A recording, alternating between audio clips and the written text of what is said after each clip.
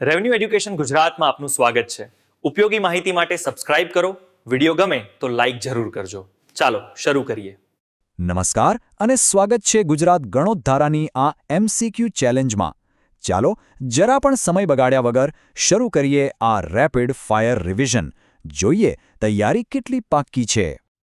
તો આપણી આ ચેલેન્જ 5 રાઉન્ડમાં વહેંચાયેલી છે.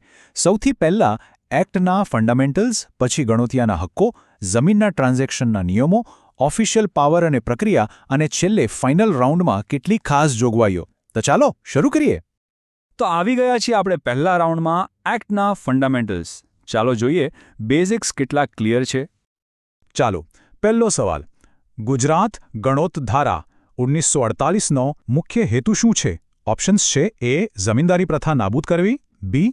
ખેડૂતોના હિતોનું રક્ષણ અને જમીન સુધારણા, સી. માત્ર મહેસૂલ ઉઘરાવવું, કે પછી ડી. ઔદ્યોગિક વિકાસ. શું છે સાચો જવાબ? ઓપ્શન બી, ખેડૂતોના હિતોનું રક્ષણ અને જમીન સુધારણા. એકદમ સાચું. આ કાયદાનો આત્મા જ ખેડે એની જમીન છે. ચાલો આગળ. આગળનો સવાલ. ગણોત્યો એટલે કોણ? ઓપ્શન્સ: એ. જમીન માલિક, બી. કાયદેસર રીતે બીજાની જમીન ખેડનાર, સી. ખેતમજૂર અને ડી. ગામનો મુખી. જવાબ છે ઓપ્શન બી, કાયદેસર રીતે બીજાની જમીન ખેડનાર. બરાબર. આ વ્યાખ્યા આખા કાયદાનો આધારસ્તંભ છે. રાઉન્ડ 1નો છેલ્લો સવાલ. અને આ તારીખ તો બધાને યાદ હોવી જ જોઈએ. ખેડૂતનો દિવસ એટલે કે ટીલર્સ ડે કઈ તારીખે આવે? એ. 1 જાન્યુઆરી, બી. 1 મે, સી. 1 એપ્રિલ 1957 કે ડી. 15મી ઓગસ્ટ. અને સાચો જવાબ છે ઓપ્શન સી, 1 એપ્રિલ 1957. પરફેક્ટ. આ એ ઐતિહાસિક દિવસ હતો જ્યારે લાખો ગણોતિયા જમીનના માલિક બન્યા. ખૂબ સરસ. પહેલો રાઉન્ડ પૂરો. હવે આવી ગયા છીએ વિભાગ 2માં, ગણોતિયાના હક્કો. આ કાયદાનું હૃદય છે. તો ચાલો જોઈએ કેટલી જાણકારી છે. ચાલો રાઉન્ડ 2નો પહેલો સવાલ. અને આ કલમ સૌથી મહત્વની છે. કઈ કલમ હેઠળ ગણોતિયાને જમીન ખરીદવાનો પ્રથમ હક મળે છે? એ. કલમ 30, બી. કલમ 32, સી. કલમ 43 કે ડી. કલમ 63. સાચો જવાબ ઓપ્શન બી, કલમ 32. બિલકુલ. કલમ 32 એટલે ખેડે એની જમીનનો સિદ્ધાંત. આ કલમ ખાસ યાદ રાખવી. હવે હક્કોની વાત થઈ તો થોડી જવાબદારીઓની પણ વાત કરી લઈએ. સવાલ છે, ગણોતિયાને બેદખલ કરવાની કાર્યવાહી કઈ કલમો હેઠળ થાય છે? એ. કલમ 15, બી. કલમ 25 અને 29, સી. કલમ 84 કે ડી. કલમ 63. અને જવાબ છે ઓપ્શન બી, કલમ 25 અને 29. એકદમ બરાબર. એકદમ પ્રેક્ટિકલ સવાલ. જો ગણોતિયો સતત કેટલા વર્ષ સુધી ભાડું ન ભરે તો માલિક તેને બેદખલ કરી શકે? ઓપ્શન્સ છે: એ. 1 વર્ષ, બી. 2 વર્ષ, સી. 3 વર્ષ કે ડી. 5 વર્ષ. જવાબ ઓપ્શન સી, 3 વર્ષ. સાચું. આ સમય મર્યાદા બહુ જ જરૂરી છે. હા, આ આંકડો મગજમાં બરાબર ફિટ કરી લેજો. સતત 3 વર્ષ, 1 કે 2 નહીં, પૂરા 3 વર્ષ. આના પરથી ઘણા બધા કેસ બને છે અને આ એક મુખ્ય કારણ છે જેનાથી ગણોતિયો પોતાનો હક ગુમાવી શકે છે. ચાલો હવે ત્રીજા રાઉન્ડમાં જઈએ. અહીં વાત થશે જમીનની લેવેચના નિયમોની. આમાં ઘણી શરતો અને નિયંત્રણો છે, એટલે ધ્યાનથી સમજજો. ઓકે, આગળના સવાલ પર જઈએ એ પહેલાં એક શબ્દ સમજી લઈએ જે બહુ જ મહત્વનો છે: નવી શરત. આનો સીધો મતલબ છે પ્રતિબંધિત સત્તા પ્રકારની જમીન. એટલે કે એને વેચવા કે ટ્રાન્સફર કરવા માટે કલેક્ટરની પરવાનગી લેવી જ પડે.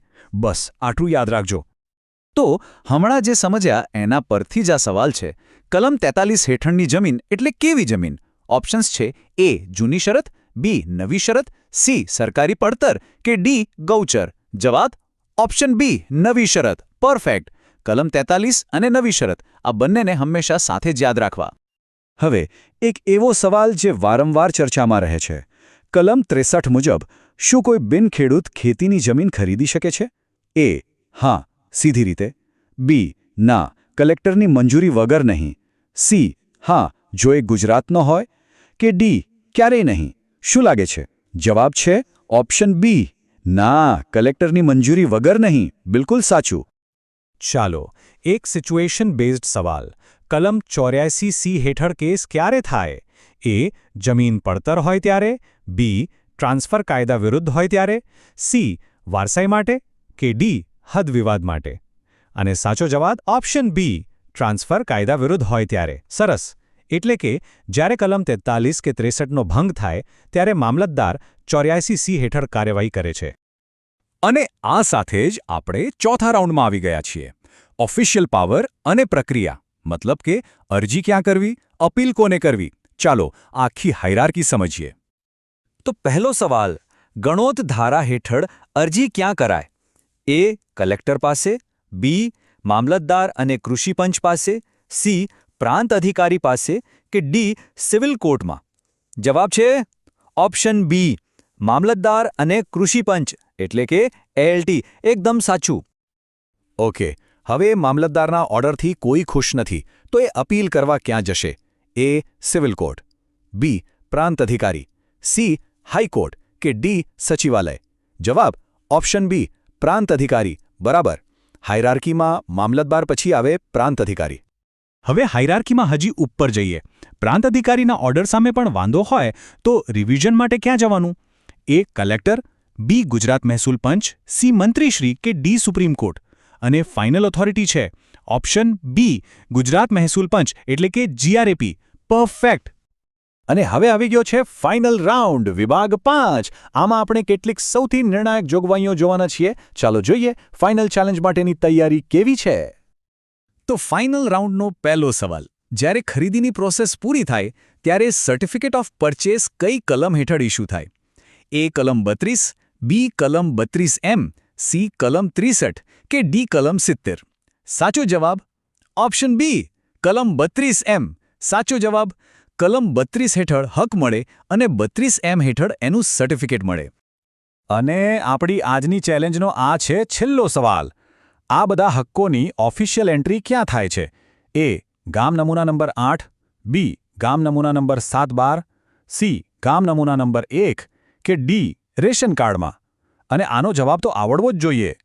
ઓપ્શન બી, ગામ નમૂના નંબર 712. શાનદાર. તો આ હતી આપણી MCQ ચેલેન્જ. ચાલો એકદમ ફટાફટ આખા રિવિઝનના મુખ્ય મુદ્દાઓ જોઈ લઈએ. ખેડૂતનો દિવસ 1 એપ્રિલ 1957. ગણોતિયાનો ખરીદીનો હક કલમ 32. બિનખેડૂત દ્વારા ખરીદી કલેક્ટરની મંજૂરી કલમ 63 હેઠળ. અને અપીલ ઓથોરિટી મામલતદાર પછી પ્રાંત અધિકારી. આ 4 મુદ્દાઓ તો ભૂલાવા જ ન જોઈએ.